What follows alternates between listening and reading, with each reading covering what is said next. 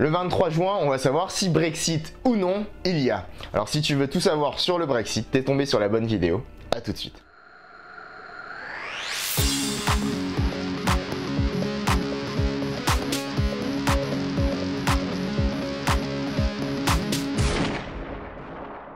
Le Royaume-Uni doit-il rester membre de l'Union européenne? C'est la question qui va être posée au référendum du 23 juin. L'Union européenne, c'est quoi? Ça a été fondé en 1957 par la France, l'Allemagne, les Pays-Bas, le Luxembourg, la Belgique et l'Italie. Et c'est la continuité du CECA, la Communauté européenne du charbon et de l'acier, qui a été fondée en 1951 pour rapprocher la France et l'Allemagne et éviter une nouvelle guerre.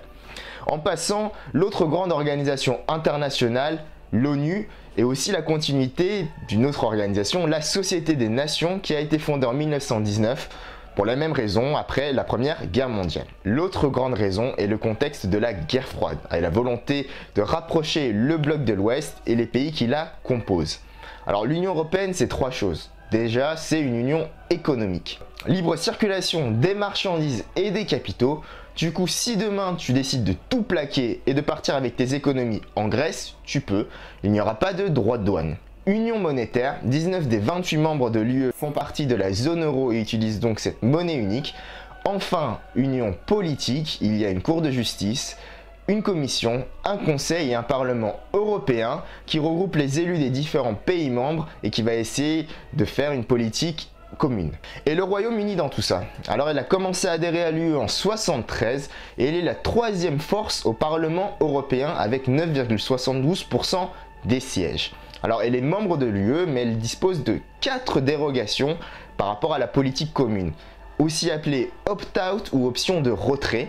Elles sont: dérogation à l'espace Schengen qui permet à toutes les personnes de se déplacer librement au sein de cet espace de l'Union européenne. Et ça n'a pas été approuvé par le Royaume-Uni.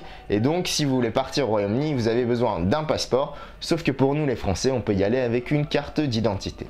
La seconde concerne l'UEM ou l'Union économique et monétaire qui oblige les États membres à rejoindre à terme la zone euro. La troisième concerne l'espace de liberté, de sécurité et de justice qui regroupe en partie les politiques d'attribution de visas, de droit à l'asile et d'immigration au sein de l'Union européenne. La dernière concerne la charte des droits fondamentaux de l'Union européenne qui est en quelque sorte une constitution bis qui a un pouvoir supranational et les lois nationales doivent être en concordance avec cette charte. Sinon, c'est pas un opt-out, mais l'île de Jersey, de Man et de Guernsey ne font pas partie du Royaume-Uni et donc de l'Union européenne. C'est des dépendances de la couronne britannique. C'est très utile quand c'est des paradis fiscaux, alors que Londres est la capitale mondiale de la finance. Vous l'avez compris, l'argument des immigrés et du contrôle aux frontières ne tient pas la route parce qu'il y a un opt-out. Par contre, l'argument majeur est la contribution au budget européen de 11 341 milliards d'euros pour 2014. Et là, les Britanniques préféreraient que cet argent soit dépensé en éducation et en santé au sein de leur pays. Ça fait longtemps que les British sont sceptiques par rapport à l'UE, mais la crise économique européenne a amplifié tout ça. Alors en 2013, David Cameron, Premier ministre conservateur, avait promis d'organiser un référendum à ce sujet avant 2017 s'il était réélu aux élections de 2015, ce qui a été le cas.